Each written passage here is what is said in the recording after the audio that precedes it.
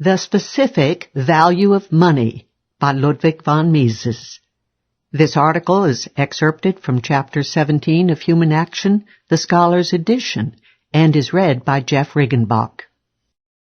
As far as a good used as money is valued and appraised on account of the services it renders for non-monetary purposes, no problems are raised which would require special treatment.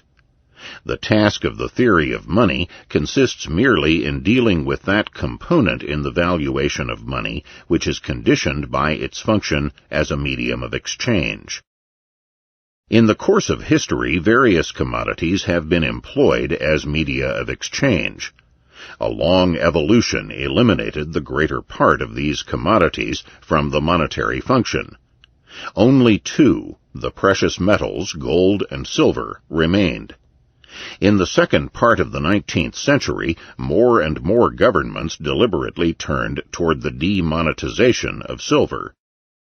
In all these cases, what is employed as money is a commodity which is used also for non-monetary purposes. Under the gold standard, gold is money, and money is gold.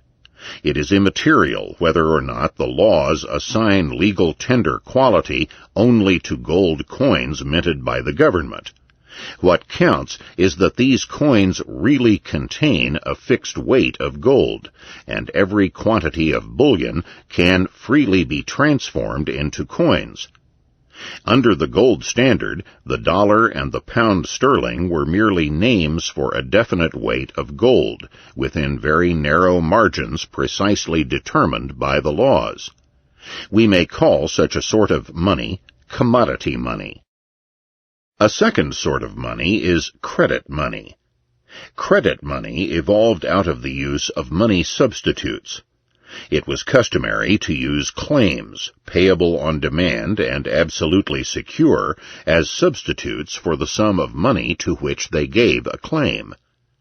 We shall deal with the features and problems of money substitutes in the next section.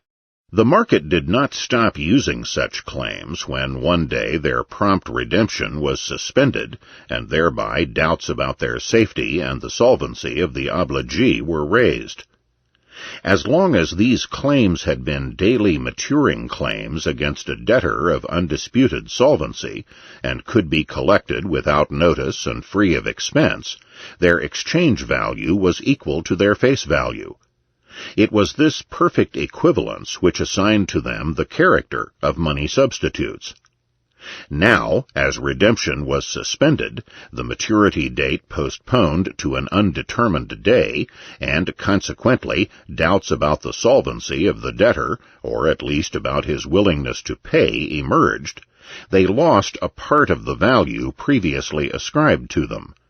They were now merely claims, which did not bear interest, against a questionable debtor, and falling due on an undefined day.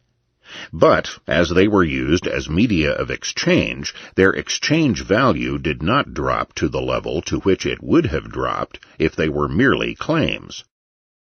One can fairly assume that such credit money could remain in use as a medium of exchange, even if it were to lose its character as a claim against a bank or a treasury, and thus would become fiat money. Fiat money is a money consisting of mere tokens, which can neither be employed for any industrial purposes, nor convey a claim against anybody.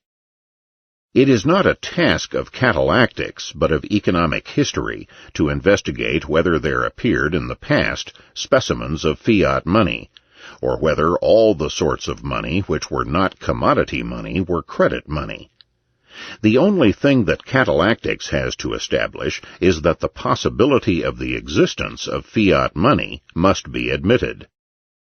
The important thing to be remembered is that with every sort of money, demonetization, that is, the abandonment of its use as a medium of exchange, must result in a serious fall of its exchange value. What this practically means has become manifest when, in the last 80 years, the use of silver as commodity money has been progressively restricted.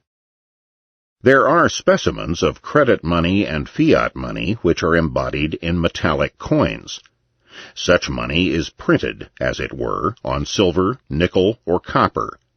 If such a piece of fiat money is demonetized, it still retains exchange value as a piece of metal. But this is only a very small indemnification of the owner. It has no practical importance. The keeping of cash holding requires sacrifices. To the extent that a man keeps money in his pockets or in his balance with a bank, he forsakes the instantaneous acquisition of goods he could consume or employ for production. In the market economy, these sacrifices can be precisely determined by calculation. They are equal to the amount of originary interest he would have earned by investing the sum. The fact that a man takes this falling off into account is proof that he prefers the advantages of cash holding to the loss in interest yield. It is possible to specify the advantages which people expect from keeping a definite amount of cash. But it is a delusion to assume that an analysis of these motives could provide us with a theory of the determination of purchasing power, which could do without the notions of cash holding and demand for and supply of money. The advantages and disadvantages derived from cash holding are not objective factors which could directly influence the size of cash holdings. They are put on the scales by each individual and weighed against one another. The result is a subjective judgment of value, colored by the individual's personality. Different people and the same people at different times value the same objective facts in a different way. Just as knowledge of a man's wealth and his physical condition does not tell us how much he would be prepared to spend for food of a certain nutritive power, so knowledge about data concerning a man's material situation does not enable us to make definite assertions with regard to the size of his cash holding.